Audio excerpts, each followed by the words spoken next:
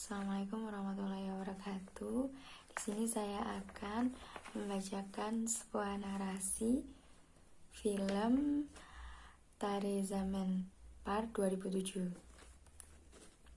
Jadi dalam dunia pendidikan, itu tidak terlepas dari peranan seorang guru, karena guru itu menjadi panutan bagi muridnya.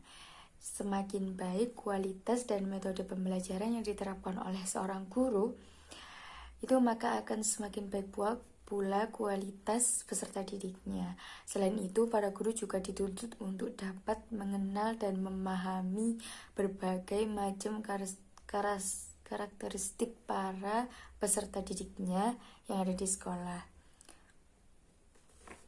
Dalam film ini dapat menginspirasi dalam mengajar. Tare Zaman Par ini adalah sebuah film yang menceritakan seorang anak kelas 3 yang duduk di bangku sekolah dasar. Dia ini sangat memiliki kesulitan dalam belajar serta dalam berbagai macam kegiatan akademik. Namun dia memiliki hal yang menarik dalam dirinya, yaitu imajinasinya. Dia ini bernama Ihsan. Dia selalu melihat dunia dengan cara pandangnya sendiri. Selama di sekolah, Ihsan ini selalu dimarahi oleh guru-gurunya, sehingga membuat Ihsan ini merasa tertekan dan menyendiri. Sampai akhirnya ada guru baru yang bernama Ram Sankar. Dia ini adalah guru seni yang sangat memperhatikan setiap sifat muridnya. Sehingga pada suatu saat itu Ram menyuruh murid-muridnya itu untuk menggambar. Akan tetapi Ihsan, ada salah satu muridnya yang bernama Ihsan ini, dia malah diam saja, tidak menghiraukan, sehingga membuat Ram ini penasaran kan. Akhirnya Ram mencari tahu kelemahan Ihsan dengan melihat tulisannya, sehingga suatu hari Ram ini memutuskan untuk mengunjungi kediaman kedua orang tuanya. Saat tiba di rumahnya, Ram dipertemukan dengan kedua orang tuanya, lalu ditunjukkan kelebihan Ihsan dalam menggambar. Ram saat itu menyadari bahwa Ihsan memiliki daya imajinasi yang sangat luas. Setelah itu, Ram menjelaskan kepada kedua orang tuanya bahwa Ihsan ini tidaklah bodoh, hanya saja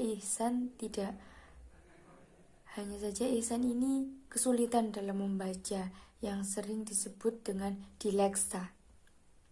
Ram menyesal bahwa Ihsan kurang mendapatkan perhatian dari kedua orang tuanya. Jadi ketika seorang guru merasa mengajar adalah suatu kewajiban, maka hal yang mungkin muncul adalah kondisi di mana para guru pun hanya melaksanakan kewajibannya untuk mengajar, tanpa memperhatikan kondisi yang dialami oleh muridnya yang mungkin dibutuhkan perhatian khusus di dalam kelas, sehingga hasil yang didapatkan pun tidak sebanding dengan yang diharapkan bersama. Namun beda lagi apabila seorang guru beranggapan hal tersebut sebagai tantangan, maka akan ada hal-hal baik dalam ditemui dan diciptakan dalam rangka memperbaiki sistem pendidikan yang selama ini dianggap kurang efektif dalam mengajar. Akhir kata, setiap guru berhak dan berkewajiban atas peserta didiknya, atas segala sesuatu yang terbaik untuk masa depan mereka yang lebih cerah lagi. Pesan moral dari film ini yaitu, pesan yang dapat kita ambil adalah setiap anak itu pasti memiliki bakat dan kelebihan terlepas dari kekurangan yang ia miliki. Tentunya ada potensi yang bisa dikembangkan. Jadi sebagai seorang guru, orang tua harus menjadi kontributor terdepan dalam mendidik dan mengarahkan anak tersebut.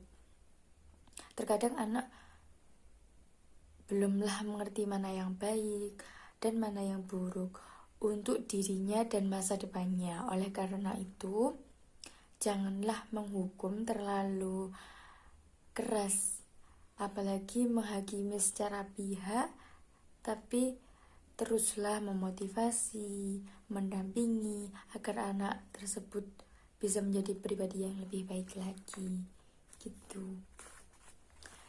Jadi